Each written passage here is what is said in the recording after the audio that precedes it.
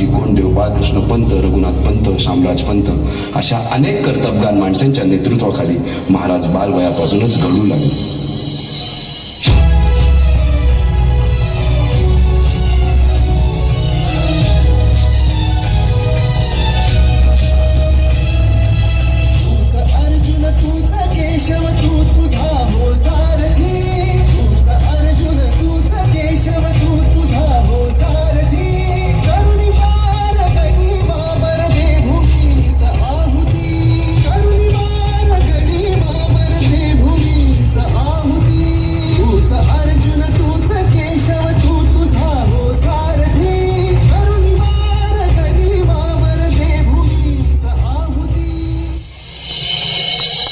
एकटे नेतृत्व कधीच साम्राज्य उभे करू शकत नाही.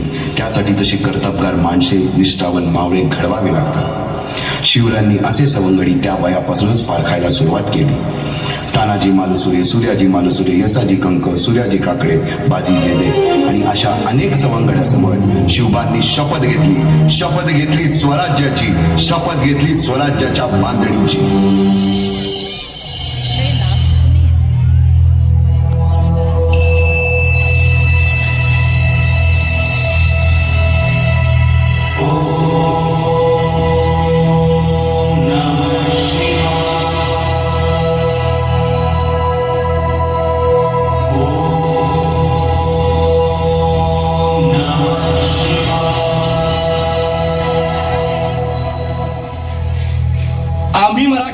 आम्ही मराठे यवनांची पीडा नष्ट करण्यासाठी हिंदवी स्वराज्य स्थापन करीत आहोत. यवनांची पीडा नष्ट करण्यासाठी हिंदवी स्वराज्य स्थापन करीत आहोत. राष्ट्रभावनेने संघटन करून देशावरील परकीयांचे आक्रमण नष्ट करीत आहोत. देशावरील परकीयांचे आक्रमण नष्ट करीत आहोत. स्वकीय व परकीय शत्रूंचे उच्चाटन करण्यासाठी उच्चाटन करण्यासाठी स्वराज्य स्थापन करीत आहोत. स्वराज्य स्थापन करीत आहोत. यात तू आम्हास यश द्यावे. हे राज्य व्हावे. ही तर श्रींची इच्छा.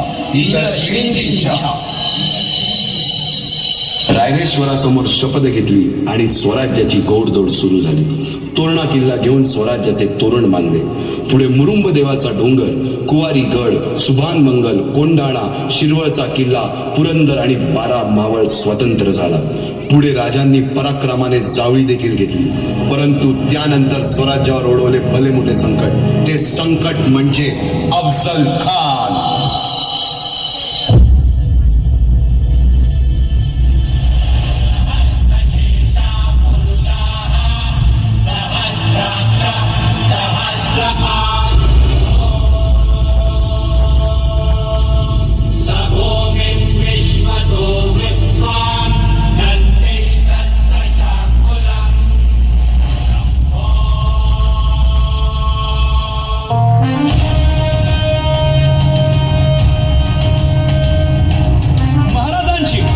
शिवाजी महाराजांची कीर्ती बेफाम होती.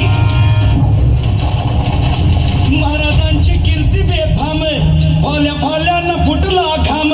याला कोण घालील यस्सेने, दरबारी पुस्ती बेगम. बडी बेगम म्हणजे अली आदिल शहाची आई बर का. नजरेत तिच्या अंगार दरबार झाला गपगार.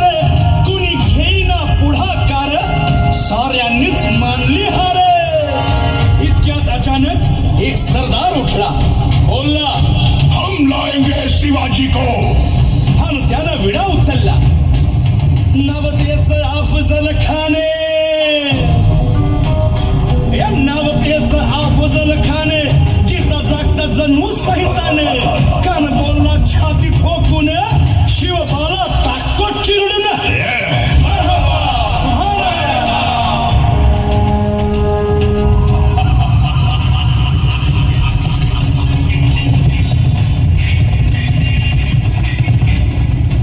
आता शिवबाचं काही खरं नाही. इकडं निजाम, इकडं मोगल, पलीकडं इंग्रज. जो तो हेच बोलू लागला. महाराज, आपला जीव मोलाचा आहे. खानाचं सैन्य अफाट आहे. त्याच्यासमोर आपला टिकाव लागणं अवघड आहे. काही दिवसांसाठी आपण कुठेतरी अज्ञातस्थळी निघून जाऊ. काय म्हणालात रायबा? मासाहेब, आम्हाला आमच्या जीवाची पर्वा नाही. राजांचा जीव वाचणं गरजेचं आहे. रायबा, शिवबा केवळ आमचा पुत्र नाही तर अवघ्या मराठी जनांचा स्वाभिमान आहे. या मातेने आपला पुत्र गमावला तरी बेहत्तर, परंतु भ्याडपणे पळून जाऊन या मराठी मुलखाचा स्वाभिमान गमावता कामा नये. अशा वाघिणीचा त्यो छावा, साहेब, आपला पुत्र आणि मराठी मुलकाचा स्वाभिमान विजयी टिळा लावूनच परत अशा वाघिणीचा त्यो छावा, तथास्तु. गनिमाला कसा ठेचावा, डोक्यात नेहमी कावा, भेटीचा धाडला सांगावा. मानाच्या भेटीसाठी महाराजांना एक शानदार शामियाना उभारला होता आणि अशा या शामियान्यात खान दौलत डुलेला, खान दौलत डुलेला, सय्यद बंडा त्याच्या संगतीला, सय्यद बंडा त्याच्या संगतीला, शिवबाच्या संगती महाला. राजाला पाहून खान म्हणतो कसा, आओ आओ शिवाजी, आओ हमारे गले लग जाओ. खानानं राजाला आलिंगन दिलं आणि दगा केला. खानाचा अभिमान मान्या, खानाचा अभिमान मान्या, कट्यारीचा वाद त्यानं केला, कट्यारीचा वाद त्यानं केला. खरं खरं आवाज झाला, खरं खरं आवाज झाला, चिलखत होतंय अंगाला, चिलखत होतंय अंगाला. खानाचा वार फुका गेला, खान गडबडला. इतक्यात महाराजानं पोटामध्ये बिचवट केला, पोटामध्ये बिचवट केला, वाघेनं खाचा मारा केला, वाघेनं खाचा मारा केला. तरा तरा पडलं पोटाला, तडा गेला खानाचा कोटा. भाई रे आलाजी, भाई रे आलाजी, भाई रे आलाजी.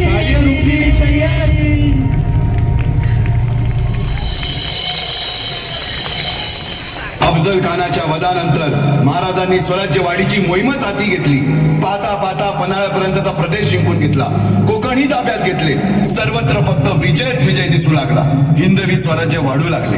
अशा या वाढत्या हिंदवी स्वराज्यावरती संकटे येतच होती. पुढे स्वराज्यावर संकट आले ते म्हणजे सिद्धीचे, सिद्धी जोहरचे. सिद्धीने सुमारे 4 महिन्यापेक्षा जास्त पन्हाळ्याला वेढा घातला. या वेड्यातून महाराजांना सुटकेसाठी बाजीप्रभू देशपांडे, शिवा काशीद व अनेक बांधवांनी पराक्रमाची शिकस्त केली. समोर मृत्यू दिसून सुद्धा शिवा काशीद प्रति शिवराय बनून सिद्धीच्या शामियानात जातात. काय म्हणावे त्या धैर्याला. पावनखिंडीत 3000 गनिवंशी अवघ्या 300 मावळ्यांना घेऊन गोडखिंड अडवून धरली आणि बाजीप्रभूंनी राजांना पुढे जाण्यास सांगितले. काय म्हणावे त्या शौर्याला. राजे लाख मेले तरी चालतील, परंतु लाखांचा पोशिंदा हा जगलाच पाहिजे. जा राजे जा, फक्त एक करा. विशाळगडावर पोहोचल्यावर तोफेचे 5 बार द्या. तोपर्यंत हा बाजी या खिंडीतच गनिम रोखून ठेवतो. पुरंदराच्या तहावेळी मुरारबाजींना माझ्या सैन्यात आदमगीर बादशाह म्हणून मनसब देतो असे आमिष दाखवणार त्या दिलेर खानासमोर मुरारबाजी स्वराज्याच्या पायी वाहिलेल्या निष्ठेला आठवून तांडव करतात. काय म्हणावे त्या स्वामी निष्ठेला. पुढे राजांना आग्र्याला जावे लागले. तेथील औरंग्याच्या मगरमिठीतून निष्ठून आल्यावर तहात दिलेल्या किल्ल्यापैकी जेव्हा कोंढाणा घेण्याची वेळ आली तेव्हा स्वतःच्या मुलाचे लग्न बाजूला ठेवून सुभेदार तानाजी मालुसरे पुढे आले. काय म्हणावे त्या त्यागाला. ही मोहीम मॅच फत्ते करणार राजे. आधी नवीन कोंढाण्याचं, मग माझ्या रायबाचं.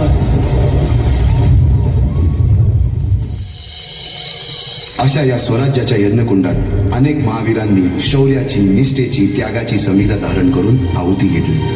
अशा कित्येक महावीरांनी पराक्रमाची पराकाष्ठा करत स्वराज्याचे एक एक दगड, चिऱ्या, पायऱ्या बसवल्या, घडवल्या.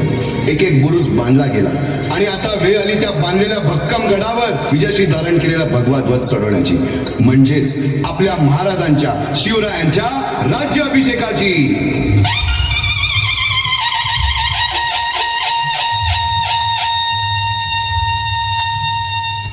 350 वर्षाच्या काळरात्रीनंतर अरुणोदय झाला.